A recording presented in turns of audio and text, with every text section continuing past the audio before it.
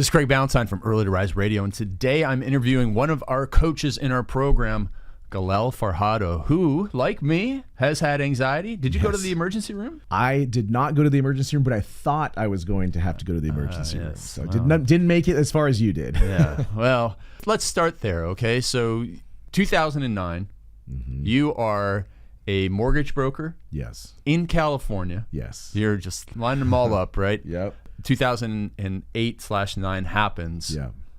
What happened to you? So 2008, we find out Emily's pregnant with our first son, Marco. Okay. And it was great because I'm going to have a baby boy. It was really crappy because I had 6 deals in escrow, and that week, all of them fell out of escrow because I couldn't finance any of them. So all the income I was going to generate, it was going to be about $40,000 to $50,000 in income, gone. Yeah. And I was left holding the bag on the appraisal costs of those because those usually get passed on to the borrower. So I had all these expenses and negative income.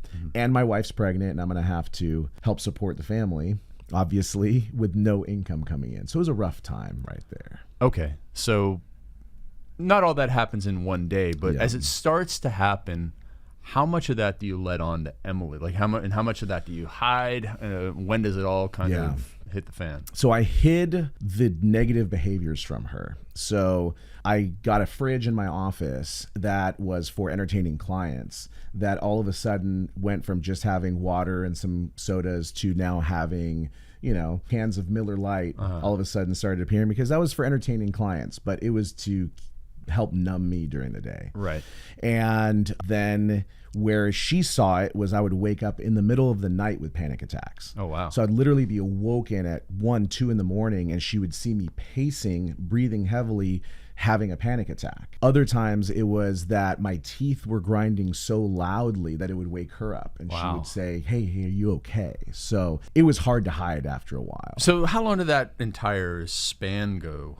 So 2008 September is when the financial crisis kind of became known to the average person. Yep. And then this period extends for you into how long before it all explodes? So it had started around 2007. So it actually had started when I was doing well and I was making a lot of money is when I started having anxiety because I had no systems in place. I was keeping everything in my head and I wasn't following a system. And so that led to a lot of anxiety. And then you add in all these financial woes. Yeah. And so now the anxiety kind of had shifted to not only anxiety, but also depression. Okay. And so that went through probably until about 2009. So what was great was having a son and having a child that was just a miracle to be holding in your hands. And that really made me shift my focus.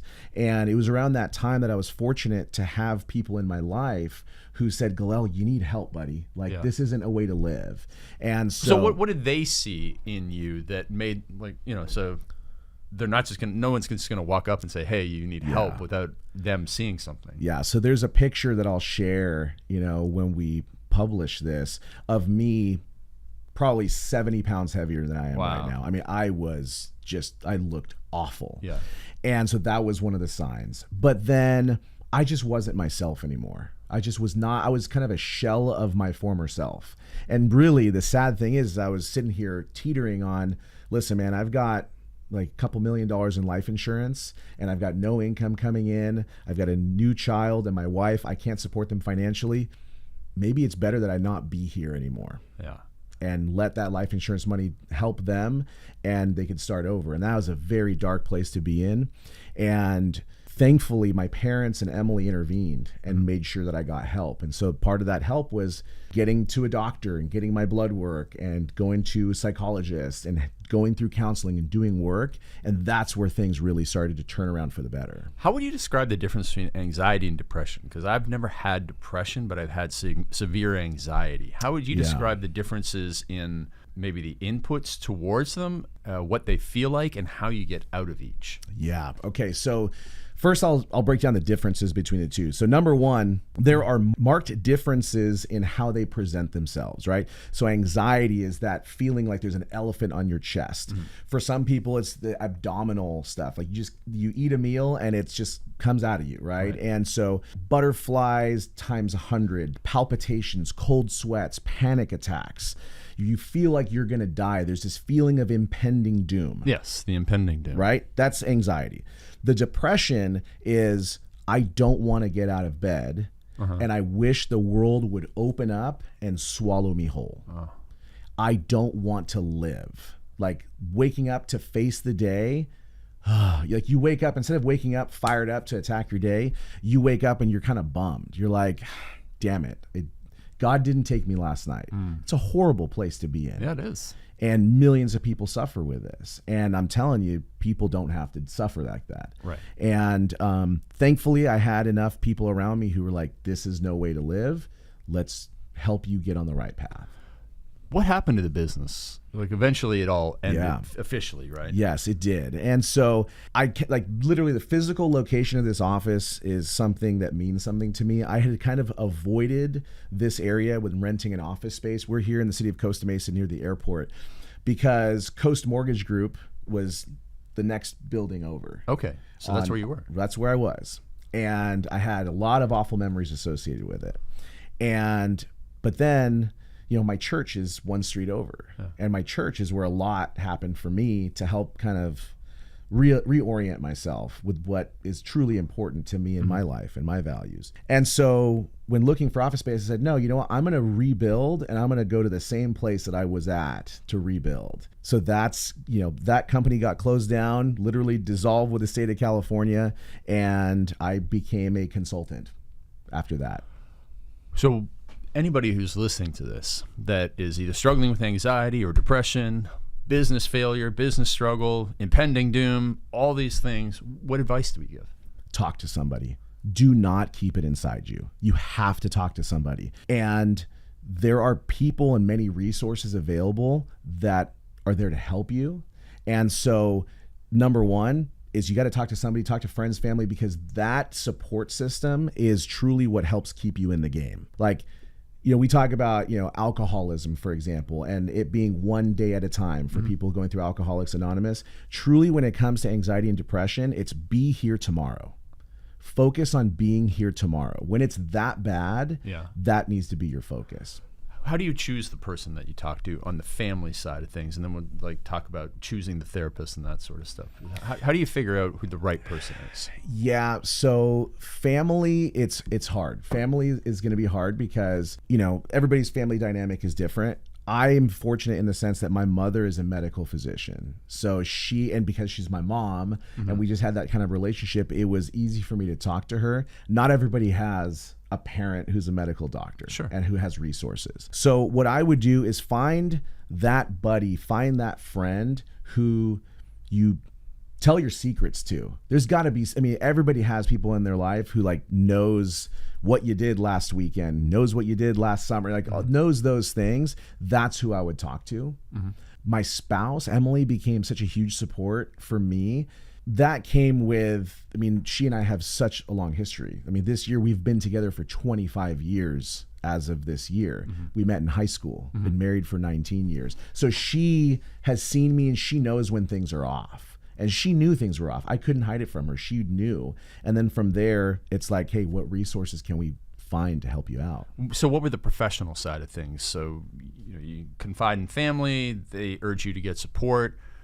Do you just find one therapist and that was the one who helped you through, or did you have to kiss a few, or what? Yeah, so I was very fortunate that the therapist that I found was the one. And what was it about them that made them the one? He was easy for me to talk to. Okay. He was not trying to push an agenda on me, right? He wasn't trying to make me fit into a box. He was very much listen, and then based on what I said would help move me and nudge me the direction that he wanted me to go towards. Okay. And so for me, I was trapped in this world of just self-pity and self-loathing and stuff. And so he wanted to give me stuff to look to the future. And this is why being focused on the future is so vital for people that are suffering from anxiety and depression, because your worldview is, you've got blinders on when you have anxiety and depression. You've got to widen that worldview and see the big picture. This is just a blip on the radar of your life, that there's this huge plan for you that you have got to pursue. And so he put me, so the first book that I read that a psychologist I recommended was Feel the Fear and Do It Anyway by Dr. Jeffers, I think is who wrote that. Susan Jeffers. Susan Jeffers, yes. And that was the one that got me out of my agoraphobic tendencies. I didn't want to leave the house. I didn't want to go to church. I didn't want to ride in cars that I wasn't driving in. I didn't want to go to the grocery store. Like my world became so small. And so for me, just to go to church and sit in a non-aisle seat created anxiety and panic for me. Wow. So I had to overcome that by feeling the fear and doing it anyway. And so that kind of helped build my anxiety muscle over time, whereas I got back to quote unquote normal. So took care of books like that, psychology wise. But then the next book that he told me to read was Ready, Fire, Aim by Michael Masterson. Right. Or Mark Ford, right? Right, who I bought Early to Rise from. Yeah. And that is how Why did he recommend that book next? Because he wanted me to think big as far as my next phase of life for business. Okay. Because I'm sitting here going, I'm a failure, I'm a failure, I'm a failure. Everybody in my life has told me, Galel, you're going to be so successful, student body president, team captain of the baseball team. You're going to be this amazing person. And here I was with a very public failure. When you lose your home to foreclosure, the first home that Emily and I bought when we got married at age 21, 22, lost that to foreclosure, and I had to declare bankruptcy. Very embarrassing public failures. And so for me, I felt like that defined me. And he's like, Galel, that doesn't define you. Look at all these other successful people that have had major failures in life. Look at Abraham Lincoln's life, right? How many failure after failure after failure, and struggle with anxiety and depression as well. And so he said, read that book, Ready, Fire, Aim, see what that inspires in you. And so that got me inspired to work more in marketing and kind of lean into those types of skills, because that's what I enjoyed in the mortgage industry. I didn't enjoy writing loans. I loved marketing to get new clients and sales. That's what, to me, really excited me. So 2009, you shut down that business. 2011, you show up at a seminar with me and Bedros Cooley in Costa Mesa. Yeah. How the heck, what happened in between, and how the heck did you find out about that and show up in that room? So I read the book, Ready, Fire, Aim, and I get on the email list for Early to Rise. And I start getting Early to Rise newsletters in my email inbox. And it was eventually through those newsletters that I ended up at your mastermind, your one-day mastermind. That must have been September, because I didn't get the business until July. Yes. Yeah. So basically, I know that the mastermind was in September, you said, right? I think so, because Bedros and I usually do these mastermind events in September. Sometimes we do some stuff in November, but it would have been the second half of that year, because I didn't even I didn't run the email newsletter until July. Exactly. So, and it may have been like it may have been like a couple years after that. Oh, it might not have been 2011. It may not have been 2011 that we did that event. Okay. I want to say 2016 maybe, because in between that time, I remember still like reading your stuff, doing that, and then you had your mastermind event. So, yeah, but Bedros and I were running, just for everybody for a little history. Bedros and I started the mastermind 2009. The one that you would have attended, we finished in about 2015. So perfect. There you go. So 2011, 12, Good. 13. So there you go. So right around that time, and I want to say 2011 is when it was. One day event in Costa Mesa, and at the time, I barely had the money to go, and it was $500, right? And for one day, and I told my wife, honey, like I've been following this guy for a really long time. I really think this is what I need to help propel me to the next step in my business. And I had all these ideas kind of floating in my head, and she's like, being Emily, she said, if you think that this is worth it, then I will support you. Go for it. Yeah. What'd you think of the day? Do you remember? What was that? What did you think of the mastermind day? I still remember to this day. So I still remember the room that we were in, and this is what's hilarious. I think it was over at the Westin. It was at the Westin. Yeah, it was at the Westin. It was in a smaller room, and it was this U-shape setup.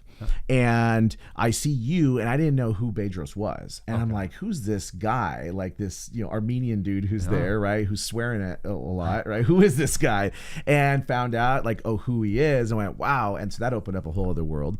What was so funny is I went to that event with the intent of learning how to become a coach and wanting to build a coaching business, because I felt like there was this, even when I was in the mortgage industry and things were going well, other mortgage professionals would contact me and say, hey, can I buy an hour of your time? Or can I buy you lunch? Can I buy you dinner? You seem to be doing something right, and I want to learn from you. Okay. So I'd gotten into the David Allen, getting things done type formula. And so I was helping fellow mortgage professionals with their time management and how they structured things.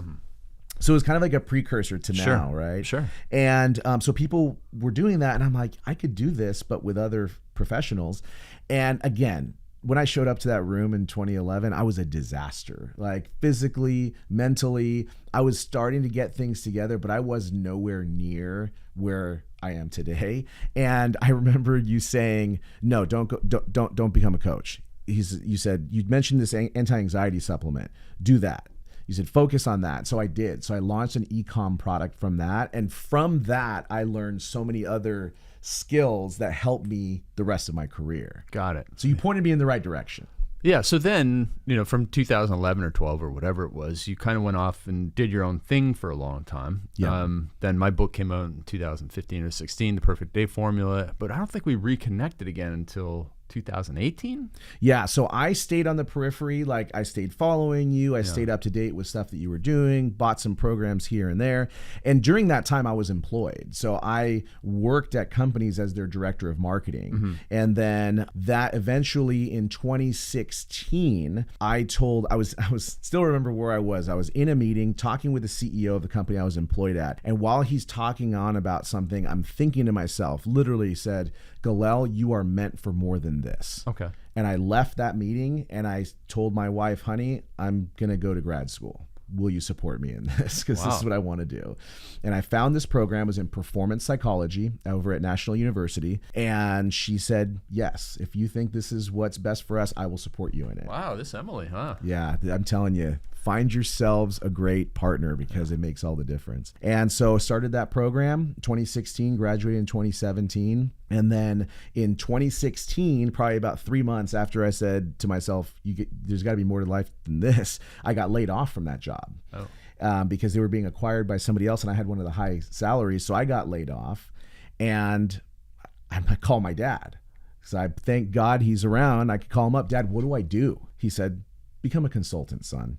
You have enough. You'll figure it out. Become a consultant. So I called myself a consultant. Mm-hmm. What kind of consultant? A business consultant. More specifically, digital marketing. Got it. And within a week, I had my first client. And then from there, I'm fast forward to now 2023. Well, fast forward to what year did you join our coaching? 2020? As a client, I joined your coaching in 2021. Okay. Yeah, so it was like end of 2020. What was the impetus for that? So I had done the Effortless Discipline Boot Camp, I think, or there was like an Effortless Discipline program that came with a free coaching call. That's what it was. So I did a free coaching call and was like, there's a lot of value in this. Just in the 15-minute call that I had with Ron, I learned a lot. But I was not in the place to be able to get coached. Both in my business, didn't have enough maturity there, as well as just time and energy just wasn't the right fit for me at the time. So then you did an annual planning program. And I think it was like in like November, December. And from there was a free coaching call. And then with that is where I made the decision to become a coaching client. Yeah. And then through the coaching, which was originally with Ron? It was with Ron, with Ron the whole time. So what were some of the big aha moments you had and changes that you made from that? So the major aha moments came within the first 30 days of coaching because I was able, coaching forces you to have to take a hard look at yourself and have a hard look to evaluate the good and then also kind of like the not so good stuff. And so I told him, my intention was, look, I need to improve my health. I need to lose weight. I'm overweight. This is not acceptable. I'm not spending enough time with my family. That's unacceptable for me as well. And then I need to make more money. Right. And so looking at my schedule, what Ron was able to help me do as a coach, my coach was able to help me evaluate my schedule and help me identify tasks that I should not be doing in my day. And so then the next step from there was to hire an assistant. Mm-hmm. Hired an assistant and then implemented the strategies that you teach to begin automating certain tasks, which I automated a ton that made a huge difference, delegated a lot more. And then there were some things I had to eliminate that I was partaking in that just didn't serve me. Sure. And so that's what I did. What were some of the things that you automated that you teach people as a coach now to automate? So one of my big roles that's kind of evolved over time is I run an affiliate program in the health supplement space. And this is one thing that I like about our coaching program is our coaches, we're not just coaches reading off of a script or reading off of some sheet, is that we have tangible business experience. And so, I'm running a business that's, tens of millions of dollars every year. And so I get to bring that in, that advice and that experience to my coaching. And so one of the things that was happening is we were getting a bunch of help tickets, people asking things of me. And I realized that I could handle a lot of this stuff with autoresponders if I implemented the right technology, a help ticket system that could automate who questions went to based upon what the questions were. And that cut down my email volume tremendously. So that was a major thing to automate. Yeah. And so when you work with our clients now, what are you seeing people need to automate? Yeah. So a lot of times it's not just like specific things in their business tactically, but sometimes it's lifestyle things. So for example, a lot of our professionals that we work with, they want to be in better health. And so they want to eat based on certain macros that their nutritionist tells them. And so we have them have their meals, they pre-choose their meals, and those meals get automatically delivered to them. That's one minor example of way to automate. And it's a great way of automation because it just solves so many problems and clears up so much space for thinking too. Yep. Okay. So then Ron helped you build more time, which allowed you to be more successful. And then Ron says to me one day, man, Galel is really impressive. You must have been impressive in your action and communication. And what else makes a good coaching client? Somebody who's willing to be coachable. So if you come in to coaching, the type of person you don't want to be is a but person. Sure. Okay. So like I officiate sports. And one of the things that I do when I officiate, so I umpire baseball and I officiate football and I train officials. And one of the things that I teach when I train baseball umpires is you're going to get feedback from us. Please don't say, well, yeah, but so-and-so. Just take what we say, absorb it, and try to apply it. Right. So being a great coaching client is not saying, yeah, but. Listen, ask questions and get clarification on it, but understand that what we are trying to get you to experiment with, and a lot of it is experimenting. Some stuff is not going to work right off the bat. You've got to try, you got to test. Be willing to test and be willing to surrender yourself to that process. That makes a great coaching client. Got it. So so you became a coach in our program. It was last year? Last year. Yeah. December of last year is when my training started. And then I officially joined January and got my first coaching client then. Awesome. And what do you feel like is the most valuable advice that you give to clients? It's all contextual, right? So, I mean, like the most valuable advice that I give to clients, I would break it down to the different subsets in life, but a lot of it, Craig, is what I've learned from you. And so when clients come to me oftentimes they come to a decision point and they say, Galel, I don't know whether I should acquire this new business or not acquire the new business, right? That's a common one I've been seeing lately because a lot of people are looking to exit, they're looking at their planning, et cetera. And so I then say, well, as Craig says, values and vision drive every decision. So let's look at your values. Your values are, family comes first. And, then next this and that and the other. And your long-term plan says to do this. Does this action match the values and the vision that you've set for yourself? And they look back and they go, well, no, it doesn't, because I want to spend more time with my family. If I do this acquisition, I'm going to spend less time with them and it's costing me more money. And really my long-term goal is not to buy another job. So you're right, Galel, it's not the right decision. And it's that goes back to that decision-making point. That's what helps people when it comes to those choices they have to make. Yeah, absolutely. So speaking of big vision, let's actually step outside the professional and go to the personal side. So your parents came from Honduras. They did, yeah. And your mom became a physician a little bit later in life. Tell us this story. It must be so inspiring. It really is. I get a little choked up when I think about it. It's powerful. My parents came to this country not speaking English, and they came as exchange students, lived in Missouri, of all places, Wow. right? And talk about, we were talking about the weather in Cancun, and, it is cold in winter in Missouri. Right. And you got a couple kids from Honduras living in there. It's not the most comfortable of environments. And my mom got pregnant right after they got married, not part of the plan. So my mom was 17 when they got married. She got pregnant at 18, okay? And she had me at 19.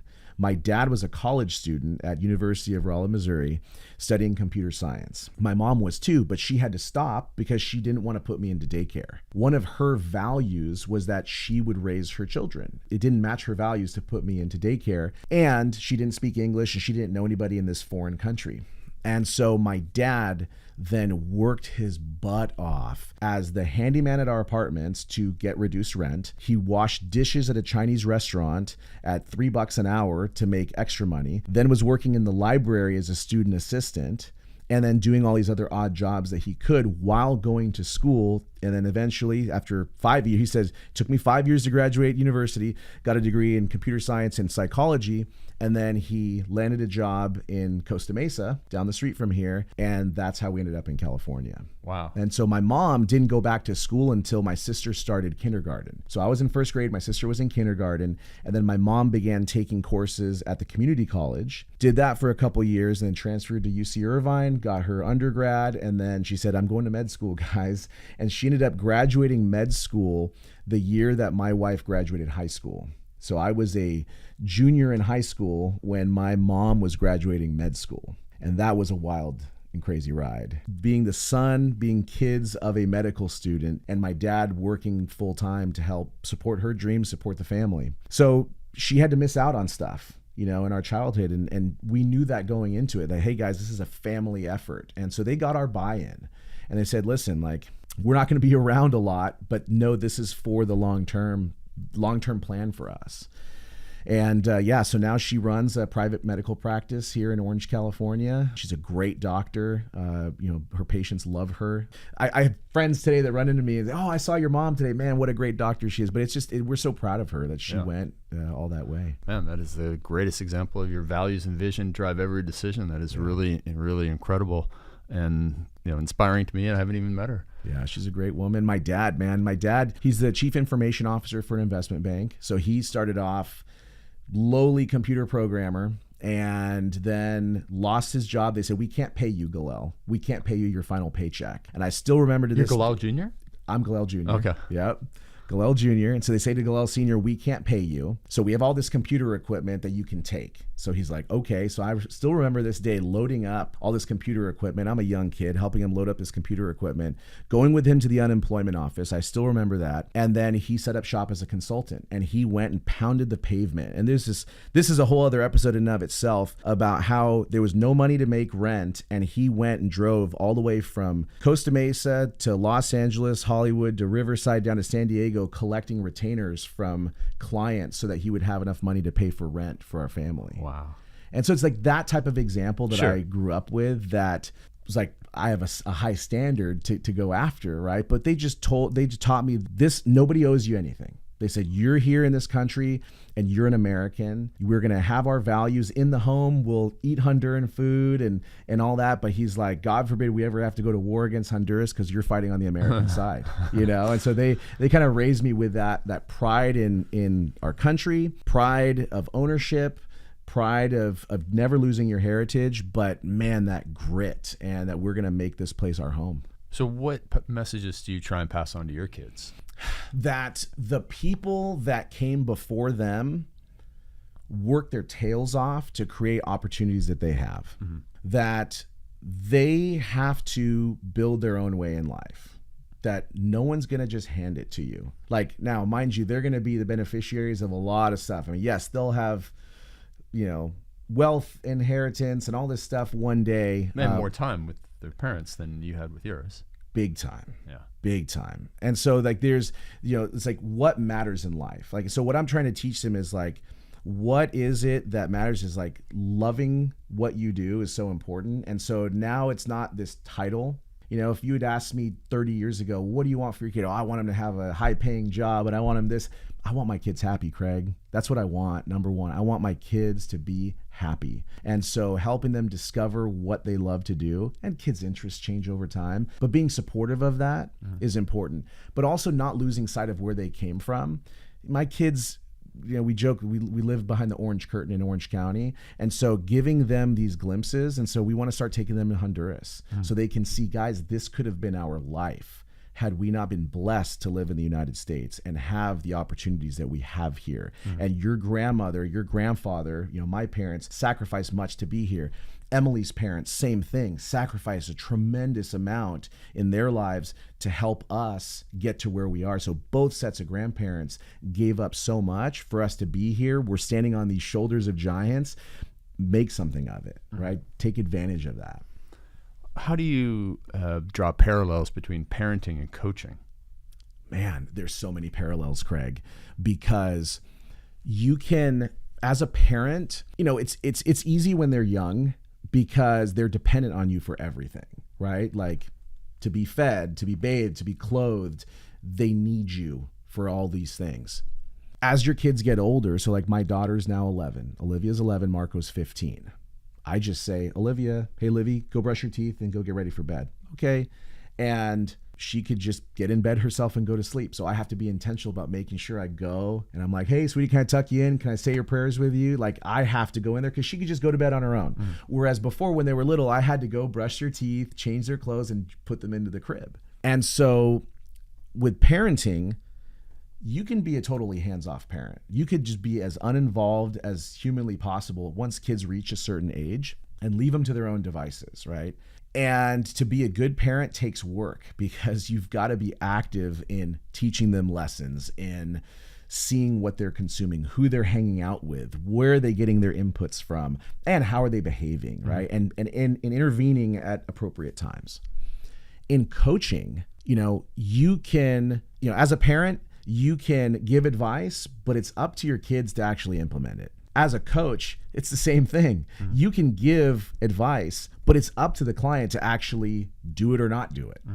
And you can't coach everybody the same way. Like if I had you as a coaching client, Craig, I wouldn't coach you the same as I coach somebody else, right? Because your personality is going to be different. Your needs, your desires are going to be different than another client. Same thing with parenting. I have 2 kids that came from the same parents, me and Emily, and they're different. They have a lot of similarities. There's some nuances I can see. Oh, okay, this is where you guys match, but they're different.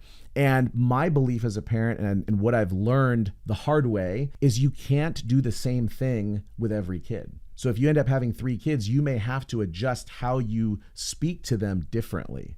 You can't necessarily apply the same principle with all of them. You got to have some customization along the way because everybody's personality is different. People learn differently. People's emotions are different. With Olivia, I just have to look at her a certain way and she gets in line. Marco, I may have to speak up a little bit at certain times. And that's just the nuances with parenting. Same thing in coaching. One client may understand it when I just tell them, hey, this is what you need to do. Another client may need me to explain the why behind it. They're still skeptical, and I have to sell them on why they should follow this certain way of doing something. So as we wrap this up, what advice would you give to a younger Galel, like a 20-year-old Galel?